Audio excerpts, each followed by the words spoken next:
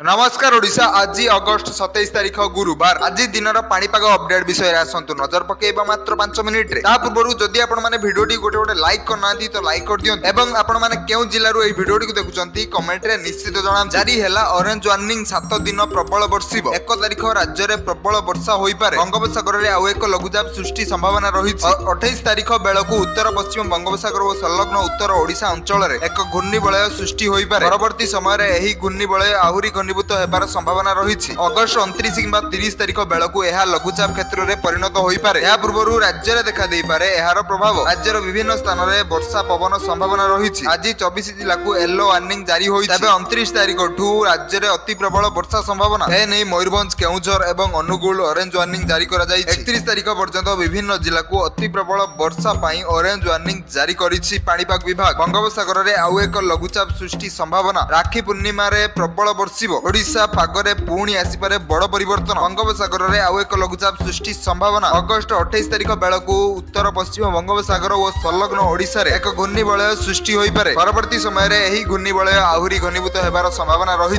August 29 किंबा 30 बेलकू यह एक लघुचाप क्षेत्र में परिणत होई पारे या पूर्व राज्य में देखा दे पारे यार प्रभाव 27 रु 28 अगस्ट मध्य उत्तर ओडिशा और उपकूल ओडिशा रे वर्षार परिमाण बढ़िबार संभावना रही केतेक अंचल रे वर्षार प्रभाव अधिक रही पारे तबे घूर्णिबलय सृष्टि हेबा परे एहा केते शक्तिशाली हेबो लघुचाप रे परिणत हेबा परे केउ दिगरे गति करिवो एवं ओडिसा रो केउ अंचल रे सर्वाधिक वर्षा हेबो से नै पूर्वानुमान करिछि पाणीपाग विभाग एहा पक्षरु कोनोसी सुष्ट सूचना मिली नाही सेपटे अगस्त शेष सप्ताह रे मध्य मौसुमी वर्षार प्रभाव कमिबार ना नेउ नाही आसंता 31 तारीख पर्यंत अनेक राज्य रे पाणीपाग अस्थिर रहिबो बोली आकलन करा जाय तेणु स्थानीय प्रशासन और पाणीपाग विभाग रो नुआ सतर्क सूचना उपरे नजर रखिबा जरूरी आसंता कालीठू राज्य रे बढ़िबो वर्षा प्रबल रु अति प्रबल वर्षा नहीं संभावना आसंता काली बंगोपसागर रे घूर्णिबलय सृष्टि हेबार संभावना रही आसंता काली राज्य रे बढ़ी पारे वर्षार परिमाण उपकूल ओडिशा रे प्रबल रु अति प्रबल वर्षा संभावना रहिथिबारु सूचना देइछि आंचलिक पाणीपाग केंद्र गत 24 घंटा रे बलांगीर रे 101 मिमी बरगढ़ रे 95.8 मिमी झारसुगुड़ा रे 37.3 मालकानगिरी रे 36.4 और जाजपुर रे 31.5 मिमी वर्षा रेकॉर्ड करा जाई देवगढ़ जिल्लार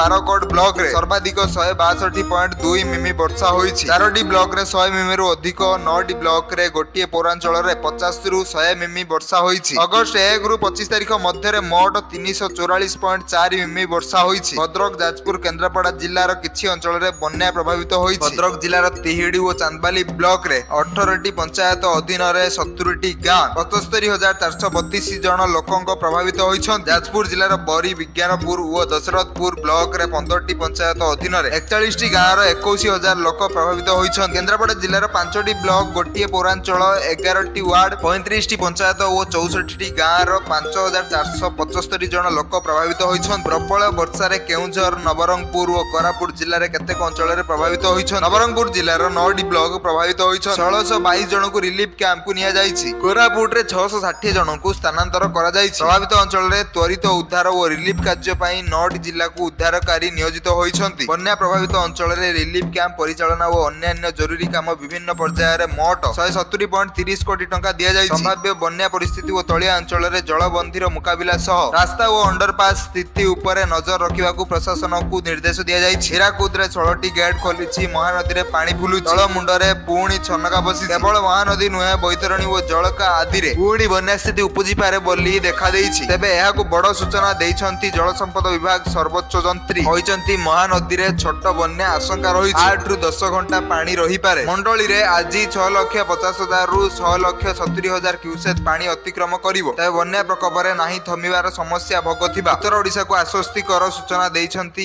ईआईसी होइछन्ति बैतरणी साळंदी सुवर्णरेखा और ब्राह्मणी नदी रे बन्या स्थिति नाही एपटे वंशधारा अपर कैचमेंट रे वर्षा जोगु फ्लैश फ्लड रहिथिला एबे पानी कमिलानी आगकु 3 दिन पर्यंत राज्य रे प्रबल वर्षा नै स्थिति रे आहुरी सुधार आसीबो बोली सर्वोच्च जंत्री सूचना देइछन राखी रे घूर्णिबलय लघुचाप पई प्रबल वर्षिबो ओडिसा रो पागरे पुणी आसीबो बड़ परिवर्तन ओडिसा रे आउ एक लघुचाप सृष्टि संभावना अगस्त 28 तारीख बेलकू उत्तर पश्चिम बंगोपसागर और संलग्न उत्तर ओडिशा अंचल रे एक घूर्णिबलय सृष्टि होई पारे परवर्ती समय रे एही घूर्णिबलय आहुरी घनीभूत हेबार संभावना रहिछि अगस्त 29 किंबा 30 तारीख बेलकू एहा एक लघुचाप क्षेत्र रे परिणत होई पारे गत 24 घंटा मध्य रे बलांगीर रे 101 मिमी बरगढ़ रे 95.8 झारसुगुड़ा रे 37.3 मालकानगिरी रे 26.4 और जाजपुर रे 31.5 मिमी वर्षा रेकॉर्ड होई ହୋଇଛି। ଦେବଗଡ଼ ଜିଲ୍ଲାର ବାରକୋଟ ବ୍ଲକରେ ସର୍ବାଧିକ 162.2 ମିମି ବର୍ଷା ହୋଇଛି। ଗୋଟିଏ ପୌରାଞ୍ଚଳରେ 50 ରୁ 100 ମିମି ବର୍ଷା ହୋଇଛି। ଅଗଷ୍ଟ 1 ରୁ 25 ତାରିଖ ଯାଏଁ ମୋଟ 344.4 ମିମି ବର୍ଷା ହୋଇଛି। ସେପଟେ ଅଗଷ୍ଟ ଶେଷ ସପ୍ତାହରେ ମଧ୍ୟ ମୌସୁମୀ ବର୍ଷା ପ୍ରଭାବ କମିବାର ନାଁ ନେଉନାହିଁ। ଆସନ୍ତା 31 ତାରିଖ ପର୍ଯ୍ୟନ୍ତ ଅନେକ ରାଜ୍ୟରେ ପାଣିପାଗ ଅସ୍ଥିର ରହିବା ଆକଳନ କରାଯାଇଛି। ନୂଆ ସ୍ଥାନୀୟ ପ୍ରଶାସନ ଓ ପାଣିପାଗ ବିଭାଗର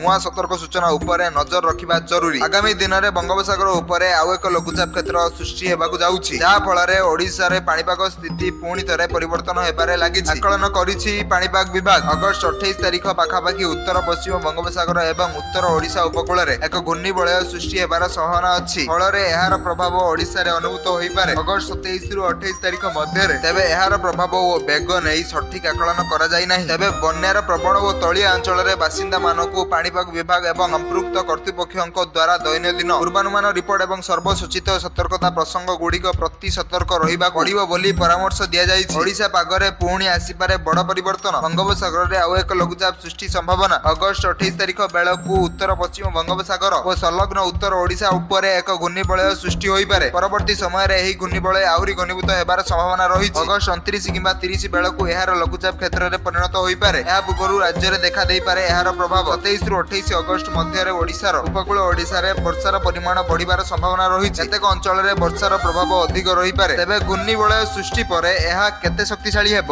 ଲଘୁଚାପରେ ପରିଣତ ହେବା ପରେ କେଉଁ ଦିଗରେ ଗତି କରିବ ଏବଂ ସେ ନେଇ ବର୍ତ୍ତମାନ ପର୍ଯ୍ୟନ୍ତ ପାଣିପାଗ ବିଭାଗ ପକ୍ଷରୁ କୌଣସି ସୂଚନା ମିଳିନାହିଁ। ସେପଟେ ଅଗଷ୍ଟ ଶେଷ ସପ୍ତାହରେ ମଧ୍ୟ ମୌସୁମୀ ବର୍ଷା ପ୍ରଭାବ କମିବାରେ ନାଁ ନେଉନାହିଁ। ଆସନ୍ତା 31 ତାରିଖ ପର୍ଯ୍ୟନ୍ତ ଅନେକ ରାଜ୍ୟରେ ପାଣିପାଗ ଅସ୍ଥିର ରହିବାର ଆକଳନ କରାଯାଇଛି। ତେଣୁ ସ୍ଥାନୀୟ ପ୍ରଶାସନ ଓ ପାଣିପାଗ ବିଭାଗର ନୂଆ ସତର୍କ ସୂଚନା ଉପରେ ନଜର ରଖିବା ଜରୁରୀ।